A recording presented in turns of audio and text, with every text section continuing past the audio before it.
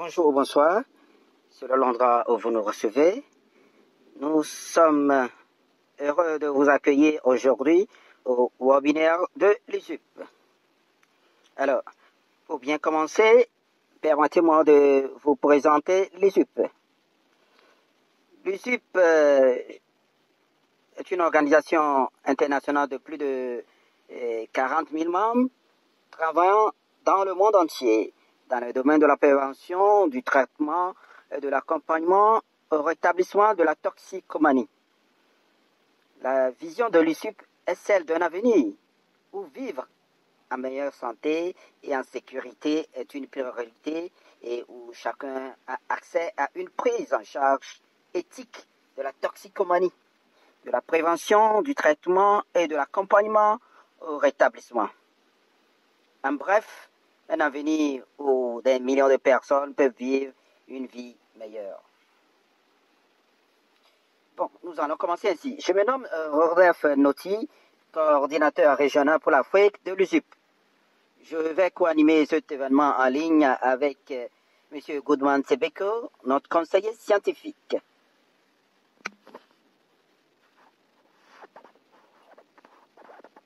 Aujourd'hui, nous examinons le rapport mondial sur la toxicomanie 2025 de l'ONUDC, en mettant l'accent sur l'Afrique.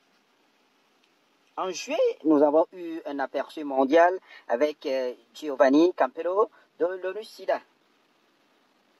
Cette session approfondit ce point en s'intéressant à l'impact de l'évolution des marchés de la drogue, des nouveaux modes de consommation et de l'évolution des itinéraires de trafic sur l'Afrique.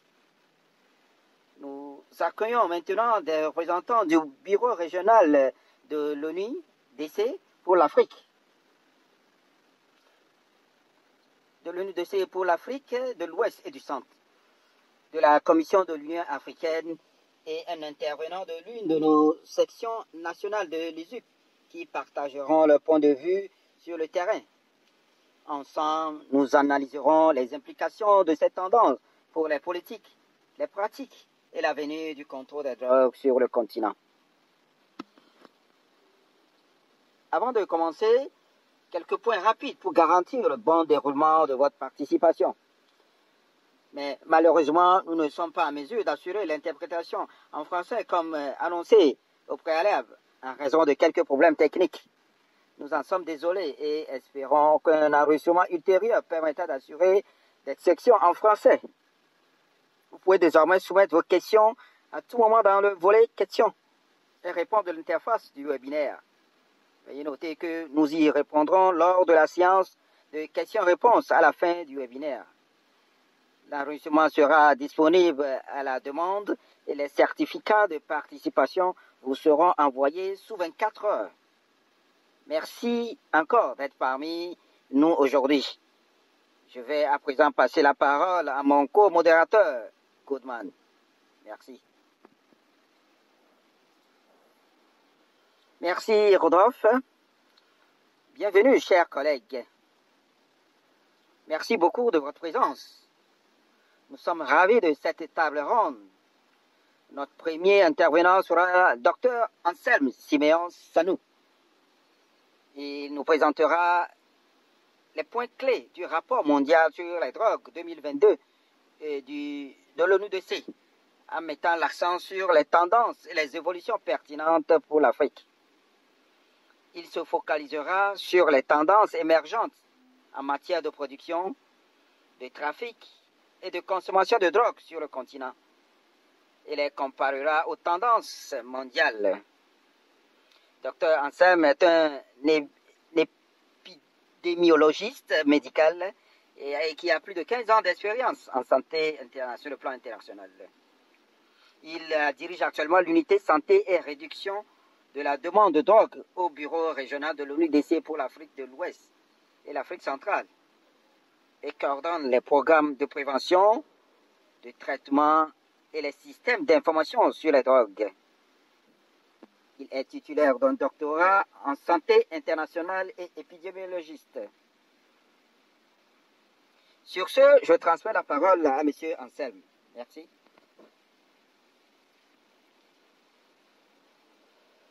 Merci beaucoup, Goodman. Bonjour et bon après-midi, bonsoir à tous. Je suppose que vous voyez bien mes diapositives, effectivement. C'est donc un grand plaisir pour moi de présenter quelques points clés du rapport sur les drogues 2025 concernant les tendances et le développement en Afrique. Comme Rodolphe l'a indiqué il y a un mois, nous avons présenté le rapport mondial sur les drogues.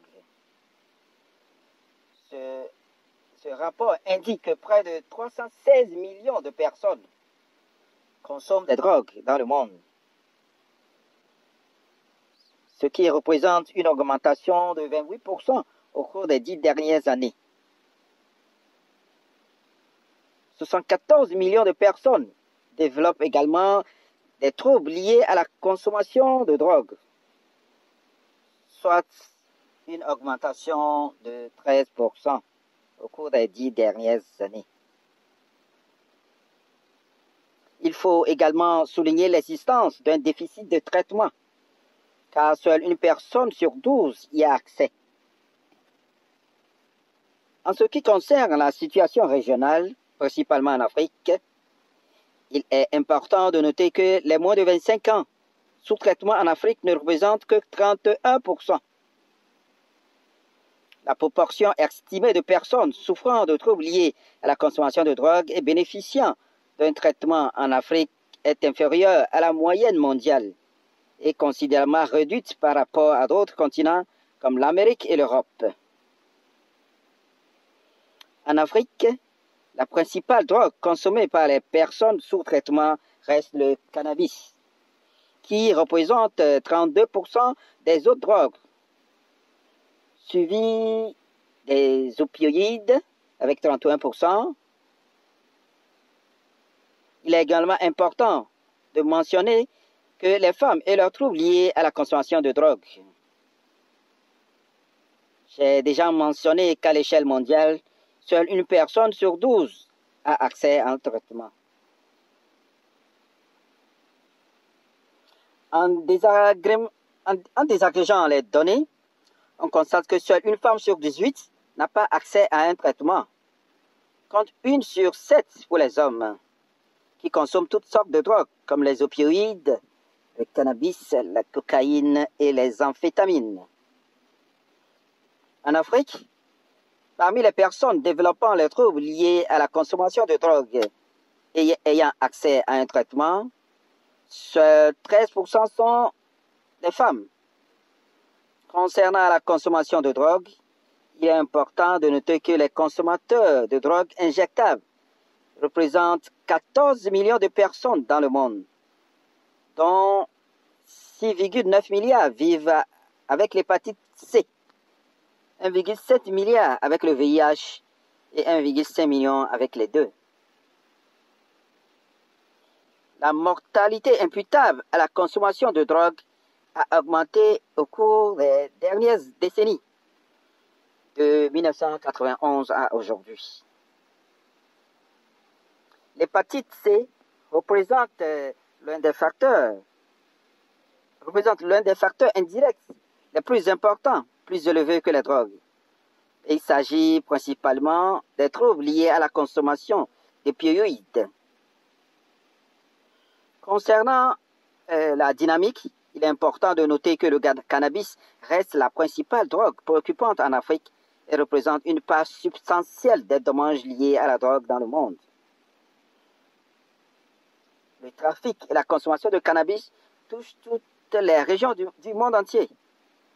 D'autres problèmes liés à la drogue constituent des menaces supplémentaires dans différentes zones géographiques. En Afrique, en particulier, la demande de cocaïne a augmenté au cours des 2 dernières décennies. Mais le manque de données empêche une compréhension claire du niveau de consommation de drogue dans la région.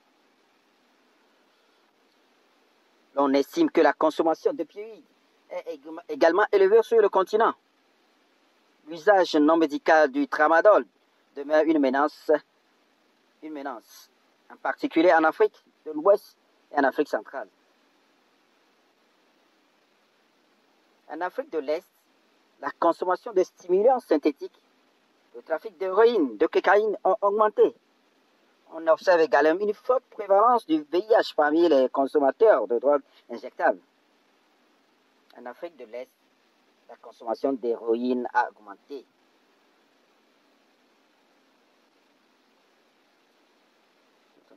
L'usage de nouveaux systèmes psychoactifs à base de cannabis et de plantes médicinales a également répandu.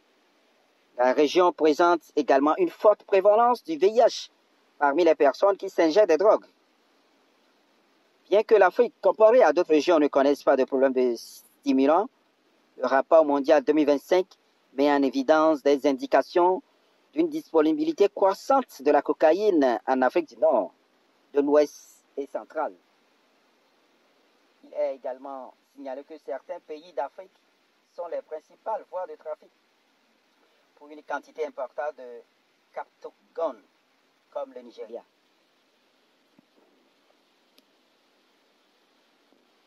Le rapport mondial sur les drogues 2025 souligne également que l'usage non médical de produits pharmaceutiques tels que le tramadol a également augmenté en Afrique de l'Ouest et centrale. De nouveaux mélanges de substances comme le couche font leur apparition sur le marché dans différents pays d'Afrique de l'Ouest, notamment en Sierra Leone, au Libéria et en Guinée. Face à l'inquiétude croissante dans plusieurs régions du monde en raison du niveau important de consommation de substances à des fins non médicales, y compris de stimulants, il est urgent de combler le déficit mondial de traitement des troubles liés à l'usage de stimulants, car aucun médicament n'a encore été approuvé pour le traitement de la dépendance aux stimulants à ce jour. Alors que certains pays font progresser la recherche sur les interventions efficaces pour les personnes souffrant de troubles liés à l'usage de stimulants, il est crucial de coordonner les études cliniques sur les principaux indicateurs de résultats afin de répondre aux exigences réglementaires, aux besoins de la population concernée. L'ONUDC, l'OMS et l'Agence européenne des médicaments proposent une initiative intitulée « Intervention à grande échelle et évolutive du traitement psychologique et pharmacologique des troubles liés à l'usage des stimulants » qui se concentrera sur la faisabilité, la sécurité et l'efficacité dans différentes combinaisons et contextes afin de renforcer les preuves d'une intervention évolutive bénéficiant à différentes populations, groupes et régions. Je vous remercie de votre attention. Je redonne ainsi la parole à M. Goodman pour la suite du programme.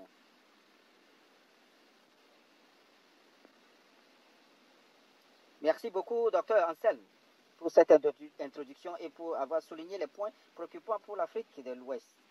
Nous reviendrons sur certains des thèmes abordés lors de l'intervention de tous nos intervenants. Merci beaucoup. Nous vous présentons maintenant qui est le prochain à nous présenter ses excuses. Je me suis trompé dans l'ordre. Laissez-moi me corriger un tout petit peu. Nous entendons ensuite Dr Olubusayo Akinola. Elle nous fera part de la réponse régionale et des différents défis politiques et commentera les conclusions du rapport mondial sur la drogue concernant la position de l'Afrique dans la dynamique mondiale des drogues, en soulignant les priorités de l'Union africaine et les autres préoccupations ou tendances qui ne sont pas explicitement prises en compte dans le rapport mondial sur les drogues. Dr Akinola est responsable de la division de la protection sociale, de la lutte contre la drogue et de la prévention du crime à la Commission de l'Union africaine. Elle travaille également avec les gouvernements, les partenaires et la société civile pour renforcer les politiques en matière de drogue et les interventions locales en mettant l'accent sur les femmes, les enfants et les adolescents. Ancienne bénéficiaire du programme Fulbright, elle est titulaire d'un doctorat en épidémiologie de santé publique.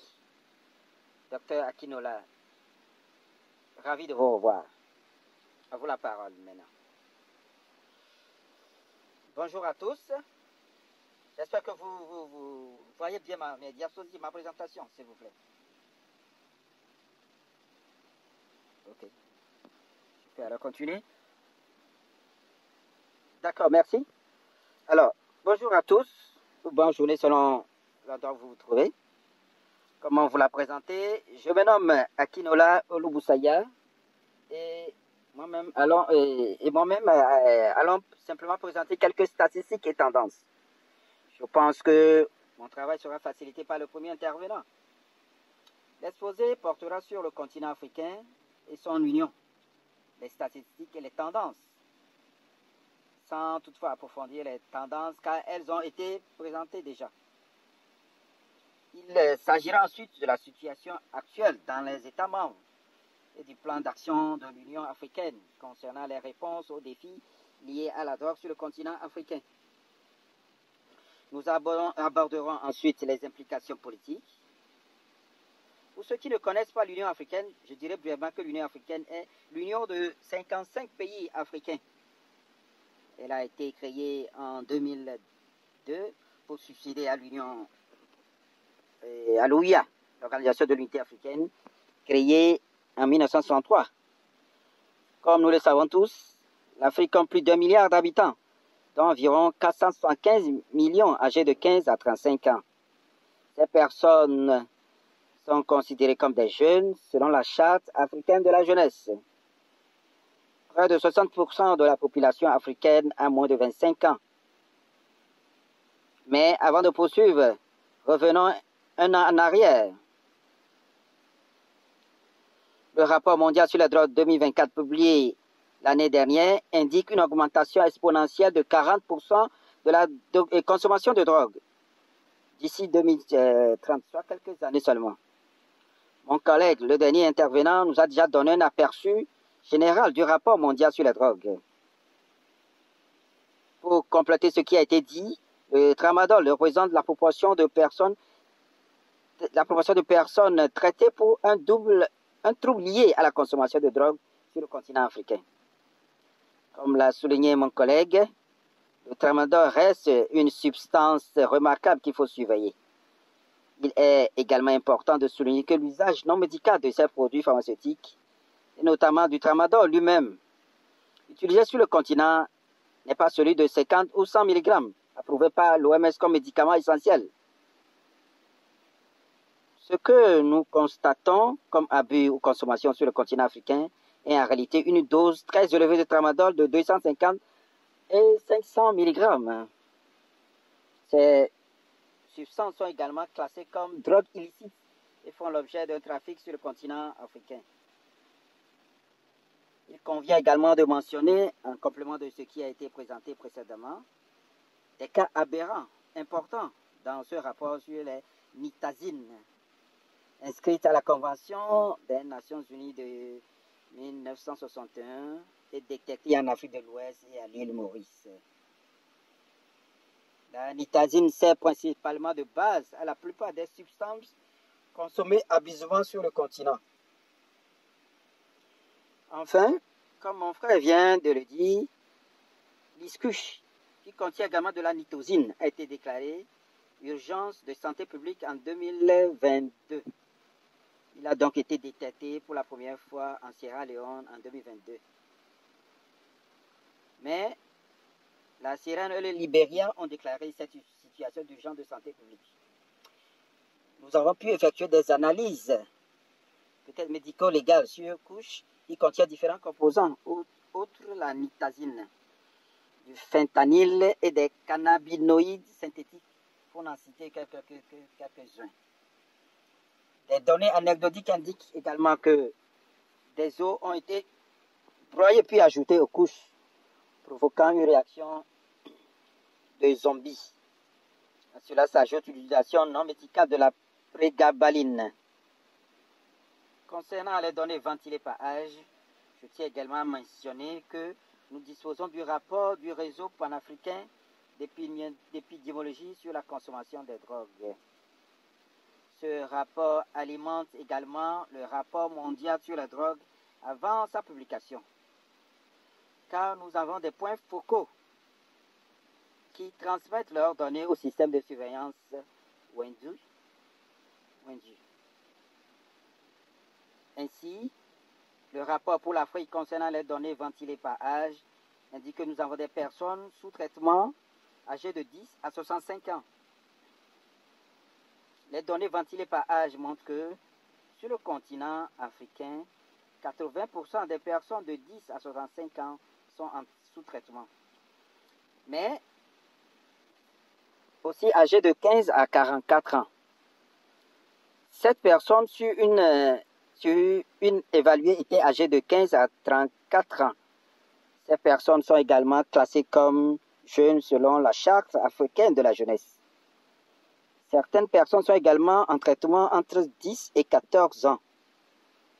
Il est intéressant de noter que 3 pays ont signalé des personnes ou des enfants dès l'âge de 9 ans déjà traités pour être liés à la consommation de substances.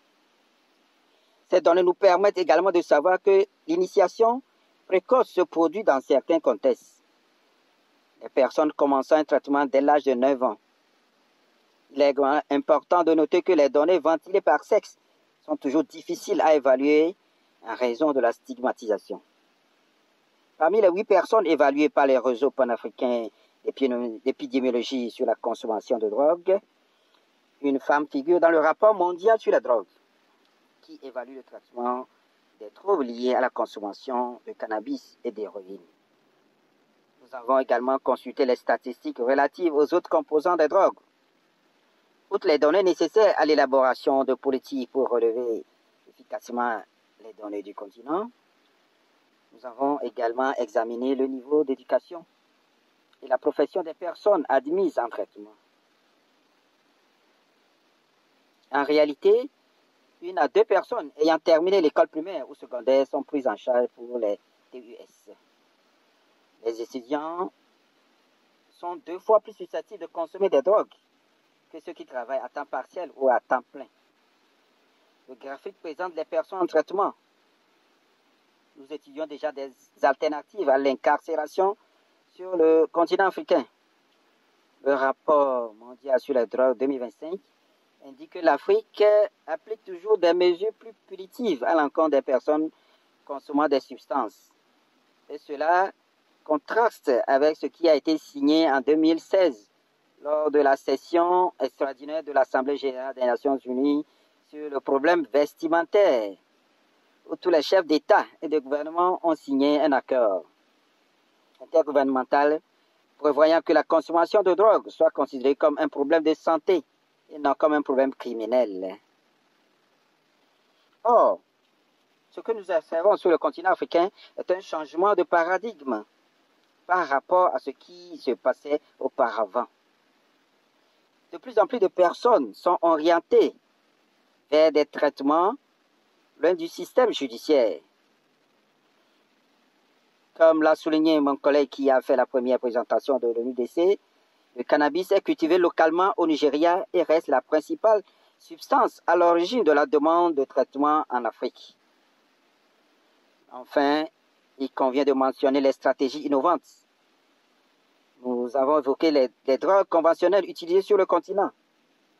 Et ces substances sont d'ailleurs recensées dans le rapport sur le problème vestimentaire. Mais en nous éloignant de la consommation conventionnelle, nous pouvons également nous intéresser aux substances non conventionnelles consommées sur le continent et aux moyens de lutter efficacement contre leur consommation. Comme je l'ai mentionné, les jeunes se disent étudiants en sciences. Ils mélangent et associent différentes substances. Et c'est là leur hantise habituelle. Ils consomment ce qu'on appelle le couche. Comme je l'ai déjà expliqué, des speedballs, des bars, du donut, des joints de queue de singe, des weed, des cartes, pour n'en citer quelques-uns. Ils stockent également leur urine, qui, pendant quelques jours, se transforme en ammoniac concentré. Ensuite, ils exhument, ils expirent, parfois même des os, comme je l'ai mentionné. sans jamais s'en aller. Les algues vertes constituent également leur œil normal. Je pense donc qu'il est temps que notre politique commence à s'éloigner des substances conventionnelles et à lutter efficacement contre les substances non conventionnelles, car elles sont également anecdotiques et pourraient ne pas figurer dans le rapport sur les vêtements. Il faut également mentionner les obstacles au traitement, que les individus sur le continent ont beaucoup mal à évaluer, en raison de la stigmatisation. Les traitements ne sont pas disponibles dans certains milieux. Il n'existe pas d'informations efficaces et certains d'entre eux n'ont aucun impact sur le traitement. Quelles sont les réponses de l'Union africaine aux défis auxquels nous sommes confrontés sur le continent? Nous disposons d'un document politique intitulé Plan d'action de l'Union africaine pour le contrôle des drogues et la prévention du crime. Ce document politique particulier aborde généralement la question de l'amélioration de la santé, de la sécurité et du bien-être socio-économique des populations africaines. Il repose sur 9 piliers différents et adopte une approche multisectorielle équilibrée. Car nous pensons que l'absence d'offres entraîne l'absence de demande. Je ne vais pas m'attarder sur ces 9 piliers. Enfin, la réponse de l'Union africaine aborde également la prévention, le traitement et la réadaptation, le rétablissement, les soins, la réinsertion sociale et les services de réduction des risques fondés sur des données probantes. Pour revenir aux quelques réalisations que nous avons pu accomplir sur le continent, il s'agit de la mise en place de systèmes de surveillance qui collectent des informations en temps réel sur les tendances du trafic de drogues illicites et sur les données relatives au traitement de réduction de la demande. Nous avons également renforcé les capacités de nos experts en demande de drogue et en traitement, en collaboration avec le plan Colombo UPC, sur des programmes universels de prévention, de traitement et de rétablissement, pour n'en citer que quelques-uns. Nous avons également eu différents engagements de haut niveau qui ont abouti à la déclaration du Caire et à la déclaration de Lusaka. Nous avons également pu associer nos chefs traditionnels et religieux à la prévention et au traitement de la consommation de drogue, car nous les considérons comme les gardiens des cultures, des us et coutumes. Or, la plupart du temps, les jeunes et nos citoyens ont tendance à faire davantage confiance à leurs chefs religieux ou culturels.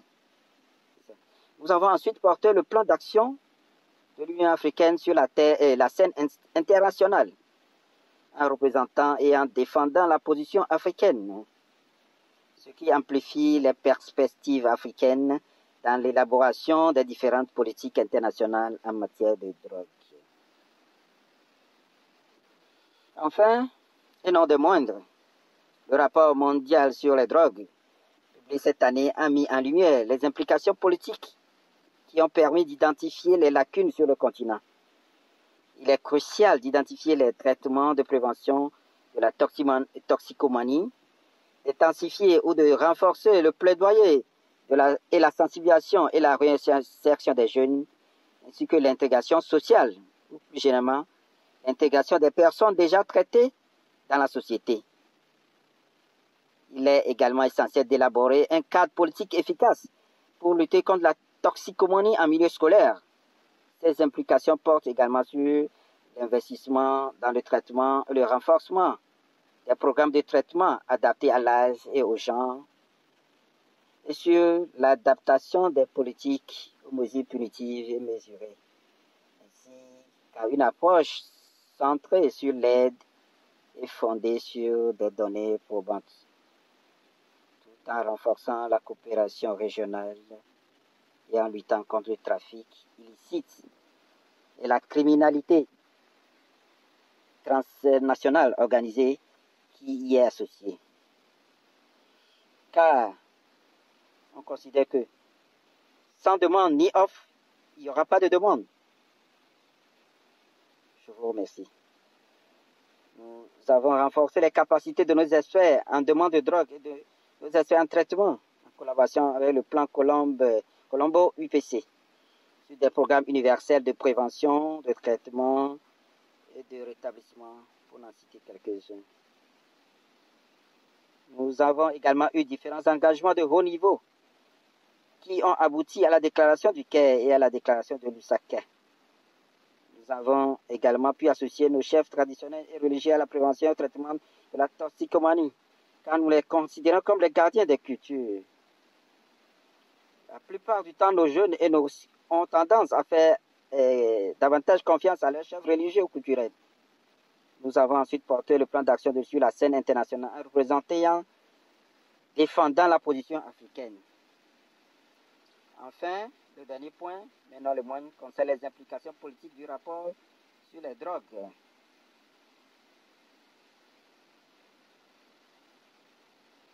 Nous avons renforcé les capacités de nos experts en demandant de drogue et de nos experts en traitement en collaboration avec le plan Colombo.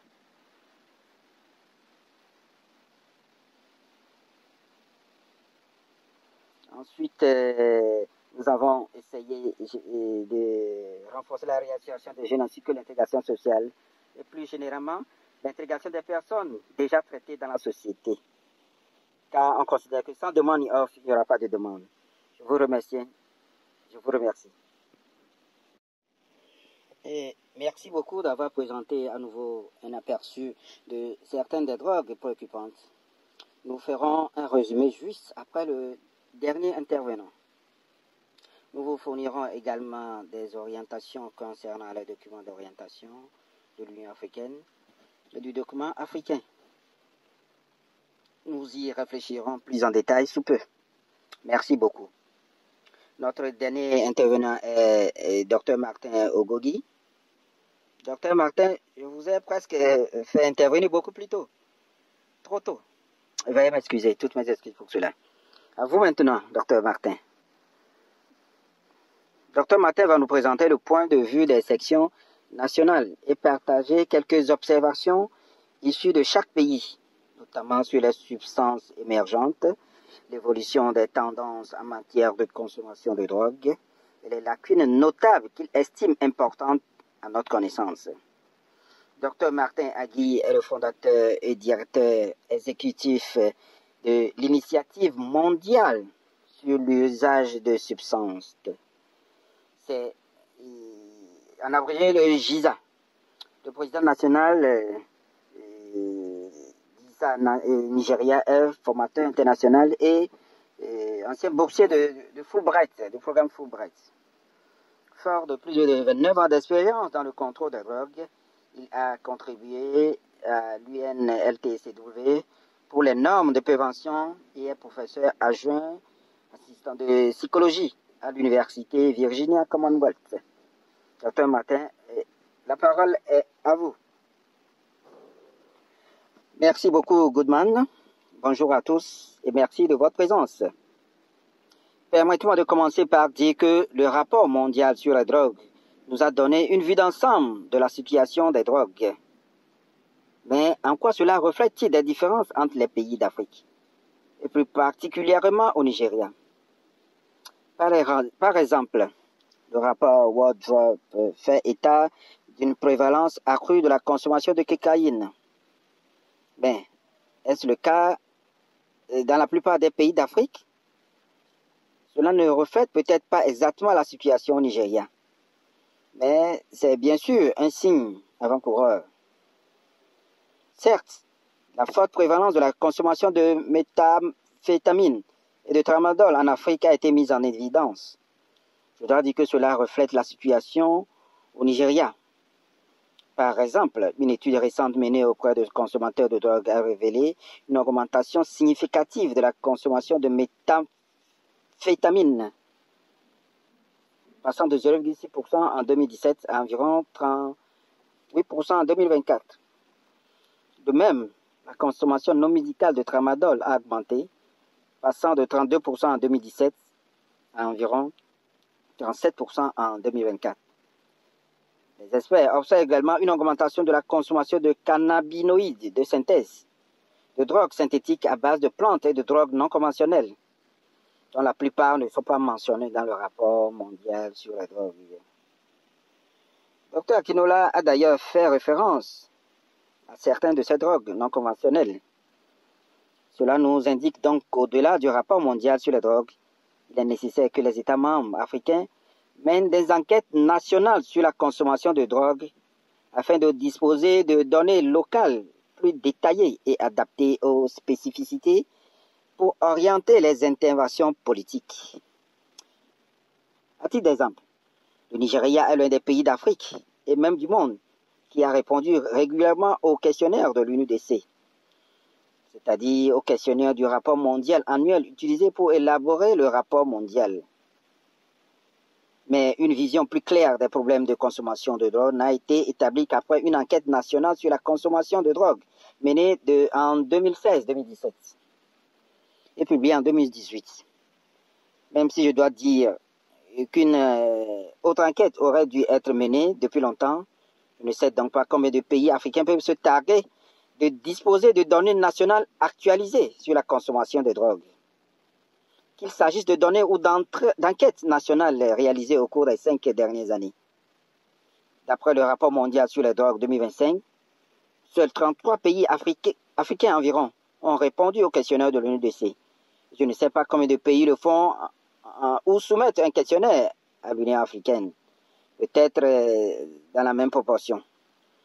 Ainsi, dans le cadre de l'orientation politique, nous devons nous inspirer de données plus récentes sur les drogues. Aussi importante que soit la question des données, il y a deux choses, entre autres, que nous devons continuer à reconnaître en Afrique et bien sûr au Nigeria.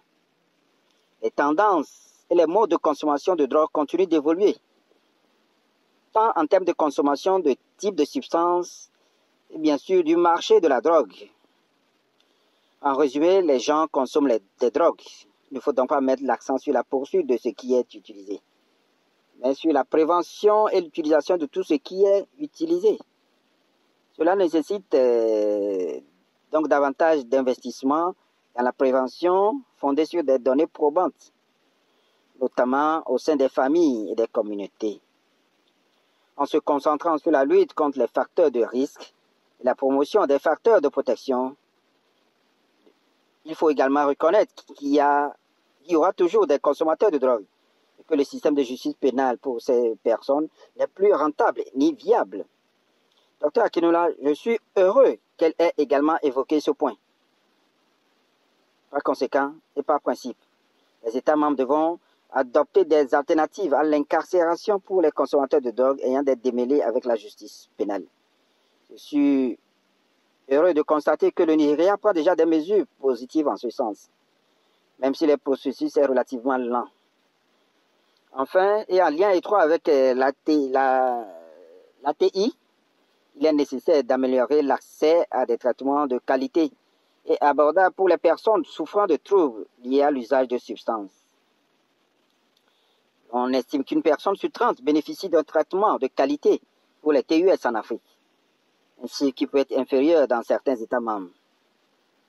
Par exemple, au Nigeria, environ 4% des personnes nécessitant un traitement y ont effectivement accès. Je dois donc dire que c'est inacceptable. C'est inacceptable, je le dis. Par ailleurs, nous devons adopter d'urgence des stratégies de rééducation des risques.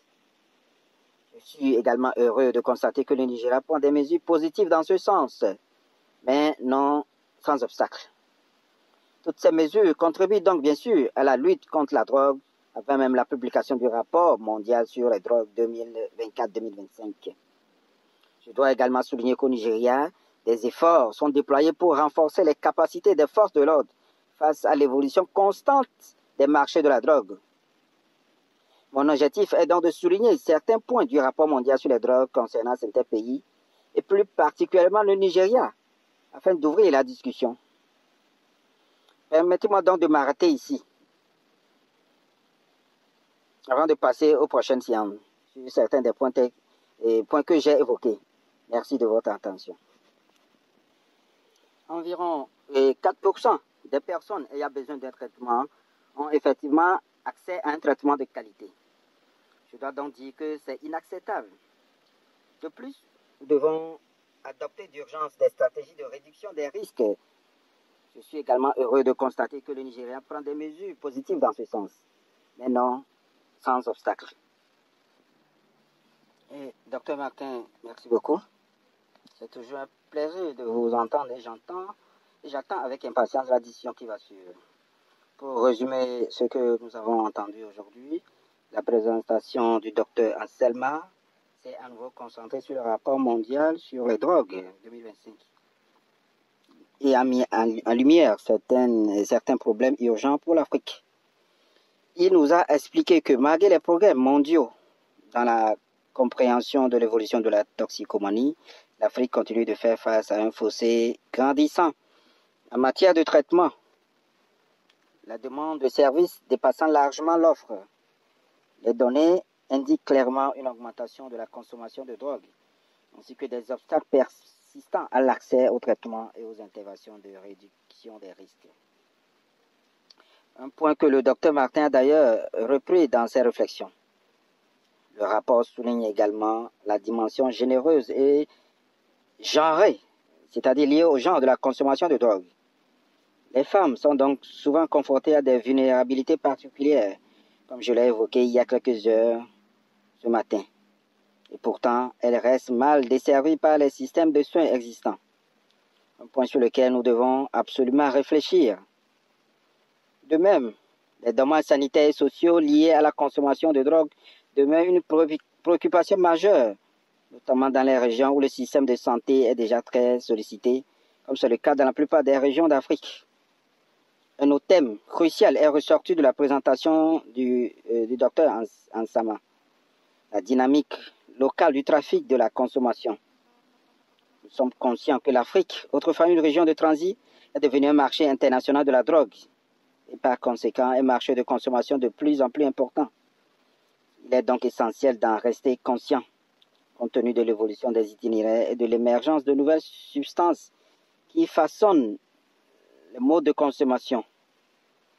Selon Dr Ansama, les domaines nécessitant une attention urgente sont l'élargissement de l'action des interventions sensibles aux gens et ciblant les jeunes, le renforcement de la coopération régionale pour lutter contre le trafic et les marchés de la drogue. Reprenant les propos du docteur Martin, il est essentiel d'améliorer la collecte et le suivi des données afin d'éclairer les politiques et les pratiques. Dr Olubousai Akinola a ensuite présenté la réponse de l'Union africaine, soulignant certaines réalités urgentes et complexes de la consommation de substances sur le continent.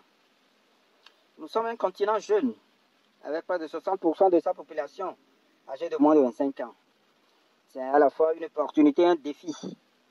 La hausse des taux de consommation de substances, qui devrait augmenter de 40% d'ici 2030, souligne l'urgence de ce défi. Dr Akinola a également souligné que les données indiquent une évolution des habitudes de consommation. Elle a mentionné le tramadol et d'autres produits pharmaceutiques de synthèse qui commencent à émerger comme des drogues préoccupantes majeures, aux côtés du cannabis et de l'héroïne.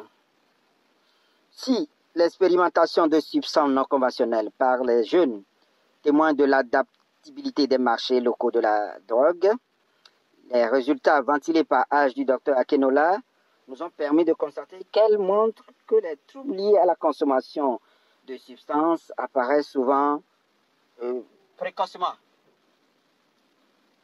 Dès l'âge de 10 ans, il est très inquiétant de constater que les disparités entre les sexes sont également évidentes à l'échelle continentale. Les femmes représentant une proportion plus faible de personnes en traitement. En traitement. Certaines données présentées par le Dr Anselme reflètent une différence de 1 sur 18 contre 1 sur 7. C'est une différence très préoccupante. Cependant, l'Union africaine ne se contente pas d'un plan. Nous disposons donc du plan d'action de l'Union africaine pour le contrôle des drogues et la prévention du crime, qui vise à fournir un cadre équilibré et intégré, fondé sur 9 piliers politiques, couvrant la réduction de l'offre, la réduction de la demande de drogue, la réduction des risques et surtout la coopération régionale et continentale. Merci au docteur Akinola d'avoir souligné ces avancées. Il est important pour nous, même lorsque nous plaignons de la situation désastreuse, de garder à l'esprit nos progrès. Parmi les réalisations, on peut citer la mise en place d'un système épidémiologique dans 35 États membres, la formation de plus de 6 000 professionnels de la prévention et du traitement, et le renforcement des partenariats avec les chefs traditionnels et religieux. Je sais que des programmes passionnants sont actuellement en cours, et surtout l'Union africaine a veillé à ce que la voix africaine soit entendue et influente de plus en plus l'évolution des débats sur la politique en matière de drogue. Dr Akinola a souligné certaines applications concernant l'intensification de la prévention et du traitement fondé sur des données probantes, l'abandon des mesures punitives, le développement de la coopération régionale et l'investissement dans la réinsertion sociale et les structures éducatives. Dr Martin, merci pour votre présentation et pour votre mise en garde. Certaines des préoccupations observées à l'échelle continentale et mondiale ne reflètent pas nécessairement la situation nationale, mais devaient nous servir d'avertissement et nous aider à réfléchir à la manière de nous préparer à une augmentation de ces substances dans notre propre contexte. Nous avons souligné la consommation croissante de tramadol au Nigeria et souligné la nécessité de mettre en place des observatoires locaux des drogues et des mécanismes de collecte de données et souligner que de nombreux pays ne fournissent pas suffisamment d'informations dans leur réponse aux questionnaires de l'UNDC et qui constitue actuellement notre mécanisme de collecte de données le plus fiable. Nous disposons donc du plan d'action de l'Union africaine pour le contrôle des drogues et la prévention des crimes, qui vise à fournir un cadre équilibré et intégré, fondé sur 9 piliers politiques, couvrant la réduction de l'offre, la réduction de la demande, la réduction des risques, et surtout la coopération régionale. Merci, Dr Akinola, d'avoir souligné ces avancées. Il est important pour nous-mêmes, lorsque nous nous plaignons de la situation désastreuse, de garder à l'esprit nos points forts. Parmi ces avancées, on peut citer la mise en place d'un système épidémiologique dans 35 États membres, la formation de plus de 6 000 professionnels de la prévention du traitement. Et concernant les consommateurs de drogue, ce que j'ai retenu de ce que Dr Martin a souligné, c'est qu'il est important de se concentrer sur la prévention sexo-spécifique, car la substance consommée peut être moins importante que les facteurs sociaux et sociétaux de la consommation, les voies de transmission, les circuits de trafic et l'accès accru au continent africain. Encore une fois, j'en ai parlé plus tôt aujourd'hui. Nous devons donc également améliorer la qualité des traitements et adopter les interventions fondées sur des données probantes. Je demanderai à tous les intervenants de revenir devant la caméra afin que nous puissions commencer notre table ronde. Je commencerai par poser la première question au Dr Anselme. Dr Anselme, compte tenu de votre rôle à l'ONUDC, quelles possibilités envisagerez-vous pour améliorer les données et les systèmes de suivi afin de soutenir les réponses fondées sur des données probantes en Afrique? Merci beaucoup, Dr Goodman. Je tiens à remercier tous les intervenants. Dr Akinola, Dr Martin et vous. Dr Goodman, pour cette présentation fructueuse qui a donné un aperçu de la situation en Afrique. Il est donc important de souligner que nous devons œuvrer à la mise en place d'une méthode systématique et standardisée de collecte de données sur tout le continent. L'ONUDC a notamment repris de cartographier les différents établissements en Afrique, car nous ne les connaissons pas précisément dans chaque pays. Nous l'avons fait en Afrique de l'Ouest avec tous les pays francophones. Nous avons cartographié les différents établissements afin de garantir que les professionnels de santé qui y travaillent soient formés et sachent quoi collecter, quel type de données collecter, comment les collecter. Il en a été de même en Afrique centrale, en Afrique de l'Ouest. Il s'agissait du Burkina Faso, de la Côte d'Ivoire, du Mali et du Niger. Mauritanie, le Sénégal, la Guinée. En Afrique de l'Ouest, au Cameroun, au Gabon, en Afrique et République centrafricaine, au Tchad et au Congo. Nous avons donc travaillé à la cartographie de ces structures Outre cette cartographie, il est important de mentionner la qualité des soins et l'assurance qualité des traitements dispensés par les professionnels de santé. Certes, on peut collecter des données, mais il faut s'assurer de leur qualité. Or, une belle collecte de données repose sur la formation des professionnels de santé sur des personnes souffrant de troubles liés à la consommation de la drogue. Cartographier les différentes structures de traitement nécessite donc de former tous les professionnels afin qu'ils sachent quel type de soins psychologiques et pharmacologiques proposés et quelles données collectées. Cela contribuera à une collecte de données systématique et standardisée. Le Dr Mèche et Dr Martin ont évoqué les enquêtes nationales et je tiens à le souligner également. Avec le NUDC, nous avons collaboré avec les différents États membres pour mener des enquêtes, notamment en Côte d'Ivoire. Nous avons mené une enquête nationale en milieu scolaire avec des données en Côte d'Ivoire au Sénégal. Nous venons de terminer une enquête en Guinée et nous sommes sur le point de lancer des enquêtes nationales dans d'autres pays de la région. Ces enquêtes nationales peuvent être menées auprès des ménages ou en milieu scolaire. L'enquête en milieu scolaire est un bon indicateur pour obtenir des données intéressantes à l'échelle nationale. Utile pour avoir une vision globale de la consommation de drogue et des troubles liés à la consommation de drogue dans le pays. Enfin, les deux intervenants, Dr Akinola et Dr Martin, ont évoqué l'alternative à l'incarcération, un élément à ne pas négliger, car nous devons collaborer étroitement avec nos collègues travaillant sur l'offre de drogue pour qu'ils comprennent que la demande de drogue est un élément à prendre en compte. Il convient également de promouvoir la suggestion auprès des personnes consommant des drogues et en développant des troubles liés à la consommation afin qu'elles puissent bénéficier d'un traitement sûr. Voilà donc les différents points que je souhaitais souligner à la lumière des différentes présentations. Merci beaucoup.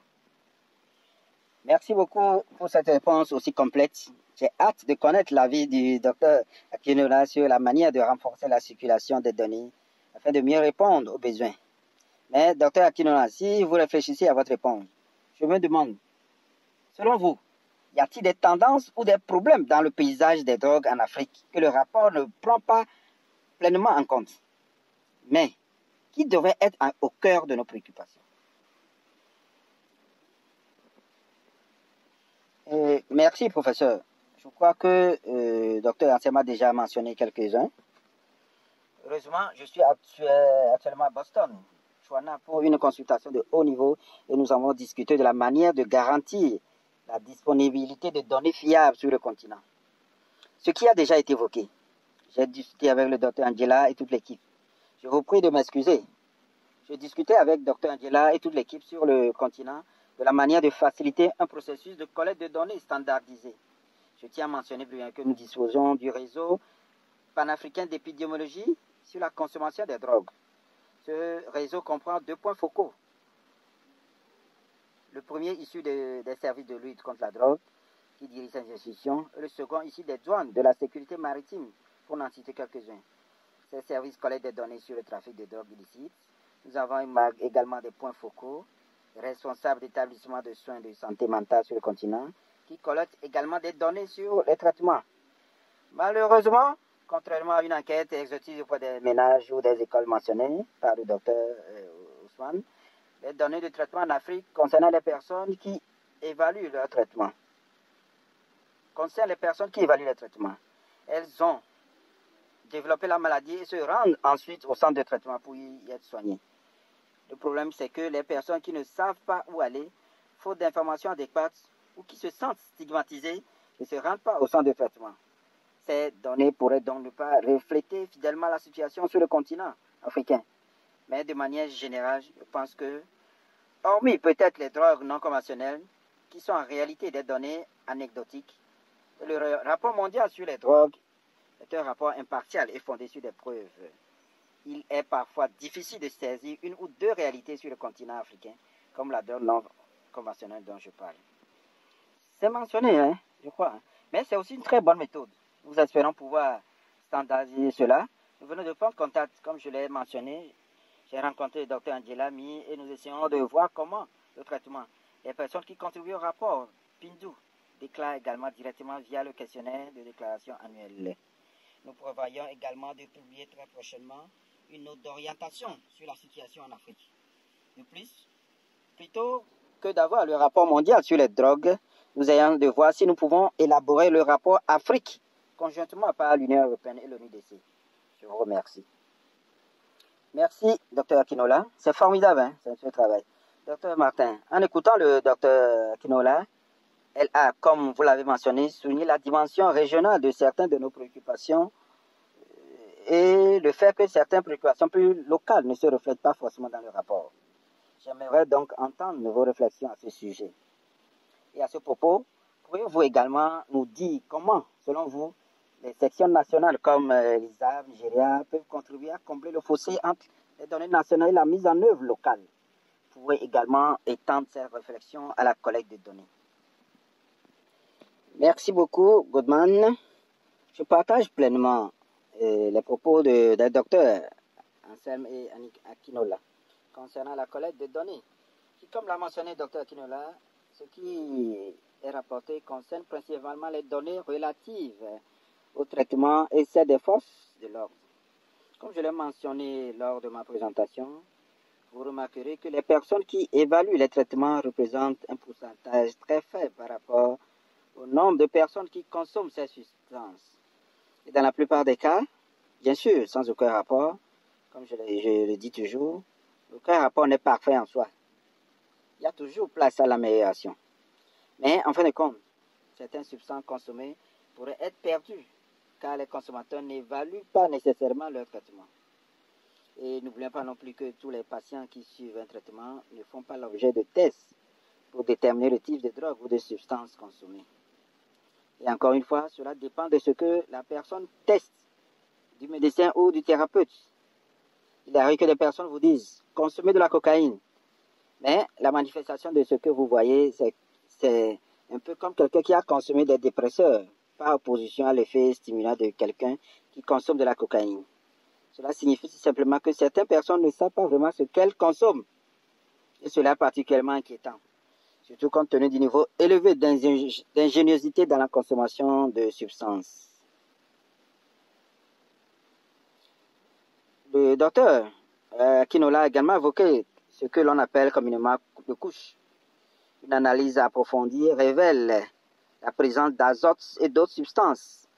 Mais tant que cette analyse n'est pas réalisée, il est difficile de déterminer précisément ce qui est consommé. C'est l'une des lacunes dont je parle ici.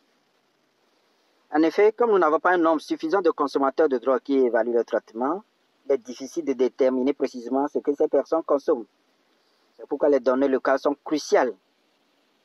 En passant du rapport mondial sur les drogues au rapport du continent, puis éventuellement au rapport de la CEDEAO, puis au rapport national, on peut examiner certains de ces détails et identifier ce qui est consommé localement. Par exemple, grâce à des enquêtes nationales sur la consommation de drogue, des enquêtes locales, etc. Du point de vue de la section nationale, je dirais que c'est l'un des points forts des sections nationales de l'ISUP, car leurs membres sont issus de différents milieux professionnels, ce qui en fait une ressource locale pour la collecte d'informations susceptible d'enrichir les données nationales, le cas échéant. Je suis donc convaincu que l'ISUP, en s'appuyant sur sa vaste expertise en matière de discipline professionnelle et de milieu professionnel, peut contribuer à combler cette lacune. Voilà donc ma réponse pour l'instant. Alors, oui, merci Dr Martin. Nous avons reçu d'excellentes questions et commentaires de la part de nos formidables participants. Et nous apprécions grandement votre participation. Et Pili Saria souligne que le Kenya obtient de bons résultats en matière d'intervention fondée sur des données probantes. Mais qu'en Afrique, nos lois restent punitives et criminalisent la consommation et les consommateurs de drogue malgré les progrès réalisés. Il estime donc nécessaire de modifier les politiques, d'adapter les lois et de restreindre les mesures punitives. Cela rejoint pour moi une question posée par l'un de nos participants. Permettez-moi de observations spécifiques actuellement menées en Afrique en matière d'alternatives à l'incarcération. Avez-vous des exemples à partager? Ceci est ouvert à tous les panélistes, donc tout le monde peut aller de l'avant et réactiver le son. Oui, merci, Dr. Goodman. En Côte d'Ivoire, nous avons entamé une collaboration avec le gouvernement ivoirien sur les mesures alternatives à l'incarcération. Nous avons mené plusieurs missions et activités pour nous assurer que les personnes des sites punitifs échangent avec des structures de santé. C'était la première fois que des juges, par exemple en Côte d'Ivoire, tenaient des réunions sur la prise en charge des personnes consommant des drogues ou développant des troubles liés à la consommation de drogue dans un pays. Avec le soutien de l'ONUDC, nous pouvons travailler sur le plan stratégique en matière de drogue. Nous travaillons actuellement avec eux sur certains décrets qui rédigent pour nous garantir qu'une personne consommant des drogues, une personne développant des troubles liés à la consommation de drogue ne soit pas systématiquement considérée comme un criminel, mais comme une personne souffrant d'un problème de santé nécessitant un traitement. D'où les discussions et les différentes réunions entre les forces de l'ordre, le secteur judiciaire, le secteur de la santé. D'autres pays nous ont également sollicité pour les soutenir dans ce domaine. Je travaille principalement en Afrique de l'Ouest et en Afrique centrale, mais je suis aussi qu'au Kenya, avec l'ONUDC et nos collègues, des activités sont menées autour des alternatives à l'incarcération. Voilà un exemple de la Côte d'Ivoire. Merci. Professeur Cotman, permettez-moi de répondre rapidement à la question. Merci. Le défi auquel nous sommes actuellement confrontés sur le continent est de déterminer la quantité limite autorisée de substances avec laquelle un individu peut être arrêté pour que celle-ci soit considérée comme faisant l'objet d'un trafic ou ayant consommé. Cette discussion a également été abordée lors de la dernière consultation continentale sur la justice qui s'est achevée hier et qui a réuni les différents services de lutte contre la drogue. De plus, nous avons invité des experts spécialisés dans les alternatives à l'incarcération afin qu'ils comprennent la nécessité de ces alternatives pour ne pas surcharger notre système de justice pénale transversale. Nous travaillons actuellement avec l'Union africaine à l'élaboration d'une loi type, peut-être harmonisée ou standardisée, tout en respectant l'autonomie des lois de tous les États membres. Car nos lois sont diverses. Nous avons le droit civil, la charia, la Commonwealth, etc. Les lois ne sont pas compatibles. Nous sommes également conscients que lorsqu'une législation est adoptée concernant l'usage d'une substance, par exemple, comme je l'ai mentionné plus tôt, peut-être dans une autre présentation, le sirop contre la toux contenant de la codéine a été interdit dans un pays, tandis que les pays voisins ne l'ont pas fait. Vous voyez, nous avons constaté un afflux de sirop contre la toux contenant de la codéine, une importation par de ce type de substance. Sans cette normalisation ou harmonisation, la situation est extrêmement difficile.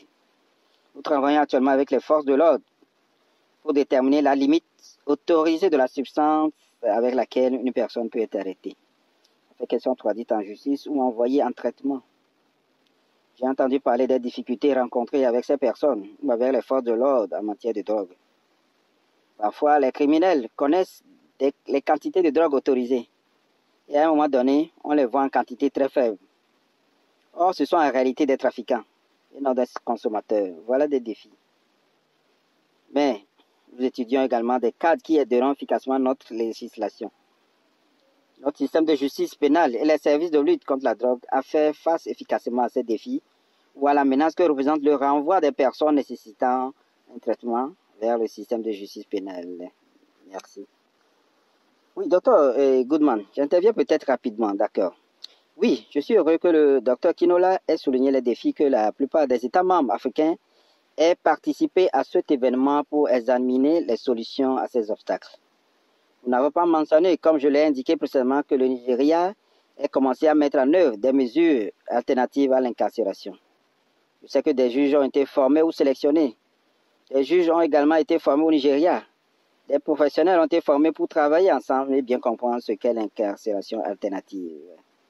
En complément, les forces de l'ordre, afin de travailler en synergie, je sais aussi qu'en dehors du Nigeria, bien sûr, au Nigeria, le ECOA, je veux dire l'ONUDC, a soutenu ce projet.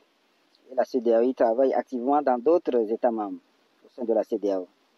Cela fait donc partie des activités en cours qui commencent par le renforcement des capacités afin de mieux comprendre les alternatives à l'incarcération et le fonctionnement. Oui, Dr Martin, notre ami Bill McGlynn nous a fait part de ses réflexions. Il a d'abord exprimé son avis et a déclaré: Excellente présentation de votre part et félicitations aux intervenants. Sa question est la suivante.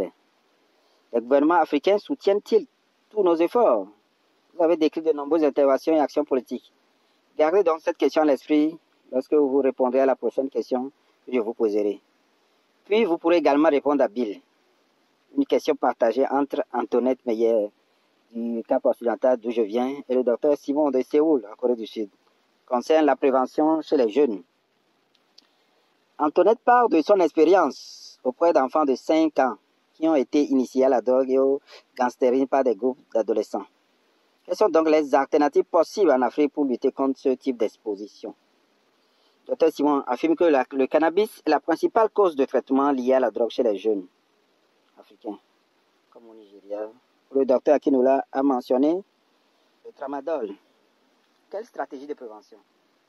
Que faisons-nous pour les jeunes? Je sais que l'Union africaine a mis en place des interventions. Alors nous pourrions peut-être vous en dire plus à ce sujet. D'accord, merci professeur Goodman. Je voulais juste mentionner que la volonté politique ne se traduit parfois par des actions concrètes. Nous avons donc collaboré au plus haut niveau avec nos gouvernements. Mais parfois, en raison du manque de ressources financières et du manque de traitement, notamment en raison des maladies transmissibles et infectieuses, les troubles liés à la consommation de substances sont moins prioritaires. On pense qu'une personne a utilisé son argent pour acheter une substance.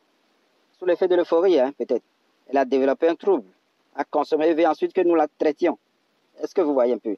La plupart du temps, on constate que le taux de prévalence est le plus bas du Kéda. Nos centres de traitement ne sont donc pas très bien équipés. Mais nous faisons de notre mieux pour collaborer avec les États membres. En matière de prévention, je pense que oui, nous sensibilisons nos jeunes. Nous avons maintenant mis en place une sorte d'appel à la prévention pour les jeunes africains. Nous les formons au CUP grâce à l'UGIP et à nos collègues du plan Colombo. Nous n'avons donc eu qu'une seule réunion. Nous réunissons donc des experts pour former les jeunes. Ils sont ainsi les bénéficiaires directs de la formation, puis deviennent des maîtres formateurs. Nous identifions très peu d'entre eux qui pourraient devenir des champions dans leur pays. Et espérons-le, être en mesure d'inverser la tendance du trafic de drogue illicite. C'est également très difficile, car la prévention, la sensibilisation et le plaidoyer sont des programmes dont l'efficacité est très difficile à mesurer. L'efficacité est toujours très difficile à évaluer. Combien de personnes ont été sensibilisées et combien ne consomment pas de drogue ou n'y sont pas exposées? Nous envisageons également de créer des clubs de lutte contre la drogue dans les écoles, entre autres, ce qui est actuellement en cours. Oui, merci beaucoup. Je voudrais également faire écho au propos du docteur Akinola.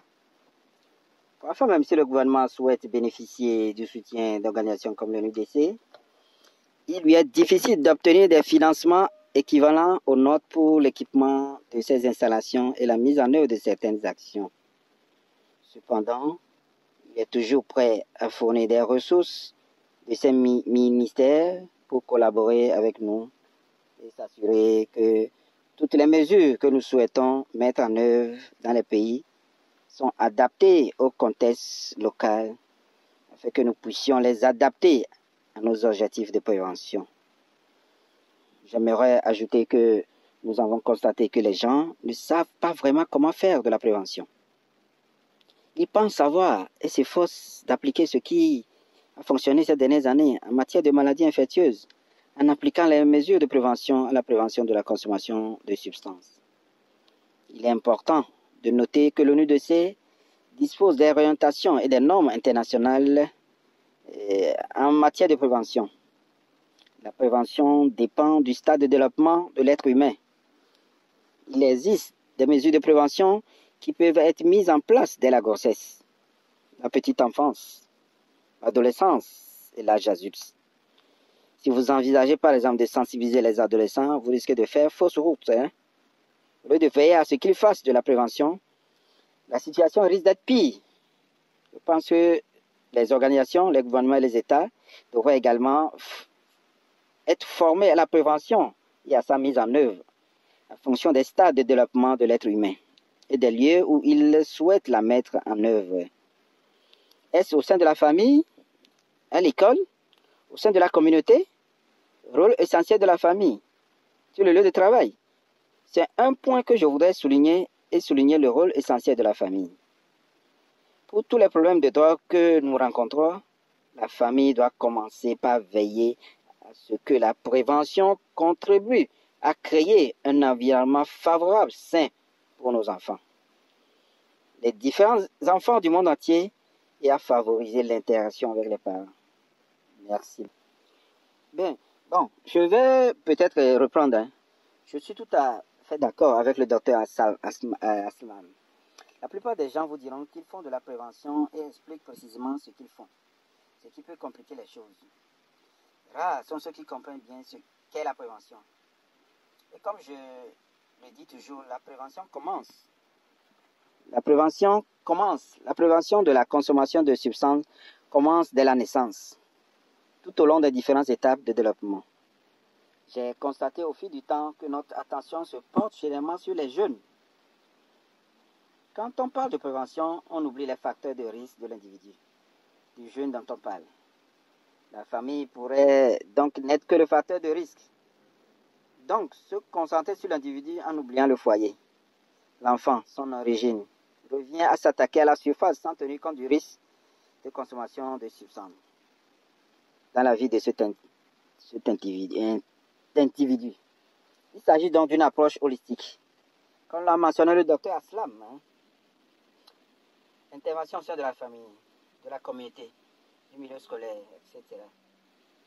Il s'agit de différentes interventions sur lesquelles nous devons insister en nous concentrant sur la lutte contre les facteurs de risque. C'est pourquoi, dans mon intervention, j'ai souligné que nous devrions nous concentrer sur la réduction des facteurs de risque et la promotion des facteurs de protection. Je partage donc l'avis du docteur Akinola.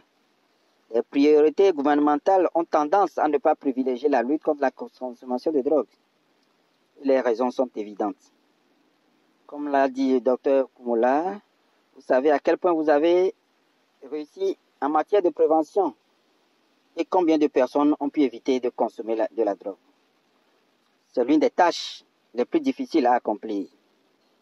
Mais encore une fois, si nous agissons correctement, nous savons que la société s'en portera mieux. D'après ce que j'ai observé, la prévention de la consommation de drogue ou de substances n'est peut-être pas une priorité pour les gouvernements de nombreux pays. Et j'espère que cela changera avec le temps. Car il existe un fossé entre la consommation de substances et une certaine facilité que nous constatons dans la société. Et si nous ne nous attaquons pas à eux, les quelques personnes susceptibles de consommer des substances pourraient constituer une menace, voire une menace encore plus grande pour la société. Il est donc essentiel de bien comprendre ce phénomène. Merci. Merci à tous les collègues. Je tiens également à remercier nos participants pour les questions extrêmement intéressantes. Casa Rosetta en Italie a fait une réflexion. Elle a fait une fois de plus que nous devons absolument prêter attention aux différences entre les sexes en matière d'accès au traitement causé par la stigmatisation et bien sûr par d'autres facteurs. Il est absolument nécessaire de disposer de données sur ce grave problème. Et l'Union africaine devait le souligner. En travaillant en Tanzanie, j'ai toujours insisté sur la nécessité d'un traitement en établissement pour les femmes. Merci. Oh, pardon, je m'appelle Pietro. L'endroit est Casa Rosetta. Désolé, Pietro. Merci pour votre contribution. Abiba a souligné que l'Afrique doit accorder plus d'attention aux données. Je pense que nous sommes tous d'accord là-dessus, car elle révèle actuellement un énorme déficit. La prévention est également profondément mal comprise. Je pense que nos intervenants y ont beaucoup réfléchi. La question était posée par Nirmala et Dr Akinola. Nos collègues peut-être réfléchissent après vous. Ce serait notre dernière question. À moins que quelqu'un d'autre nous partage une question brûlante avant que je ne cède la parole à Rodolphe. À propos de ce que vous avez mentionné comme drogue non traditionnelle dans notre contexte. À quoi faisiez-vous référence précisément? Il m'a d'abord demandé si vous faisiez référence au fentanyl. Et j'ai suggéré que non. Mais à quoi faisiez-vous référence, docteur Akinola? Conservons-nous qui serait plus perçu comme non traditionnel? Je propose également cette question à mes collègues.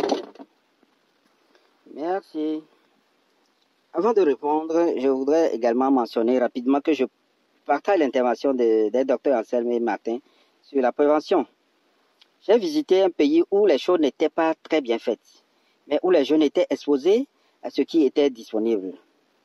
Et vous savez, nos jeunes sont toujours en train d'expérimenter.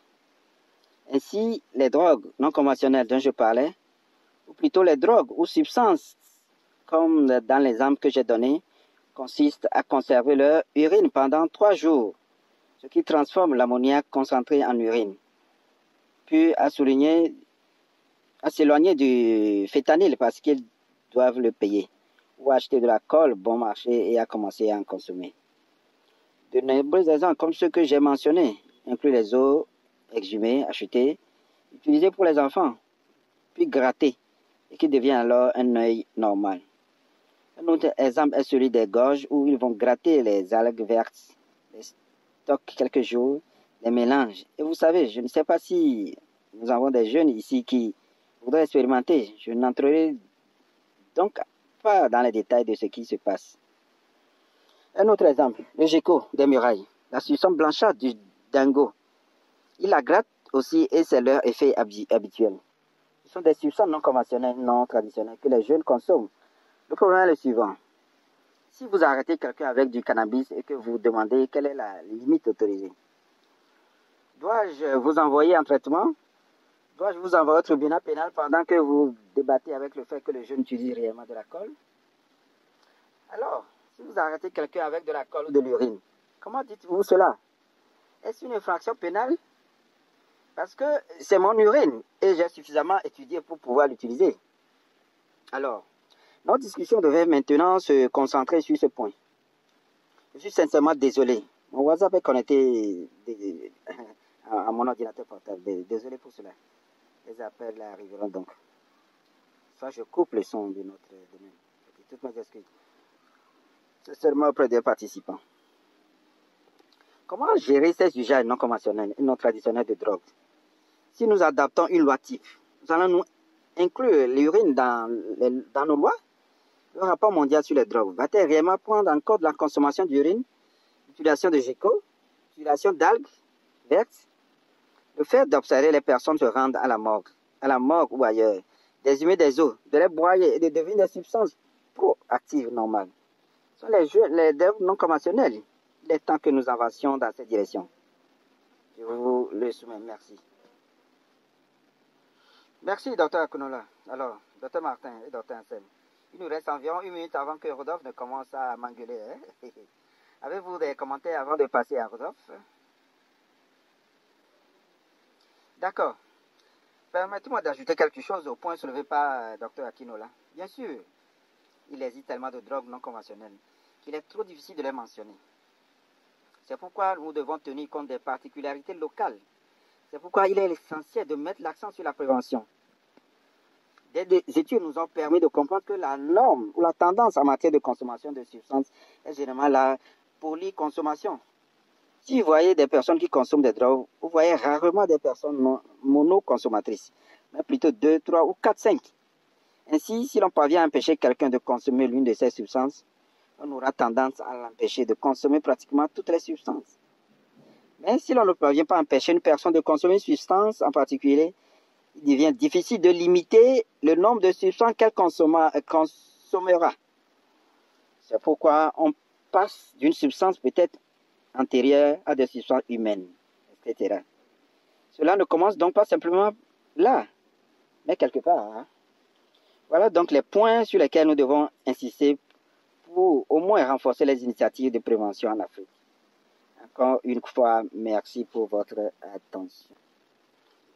Oui, merci Dr Goodman, Kinola et Martin pour clore cette séance. Je voudrais souligner que l'année dernière et cette année encore, le thème de la journée mondiale de la drogue était « La prévention est claire ».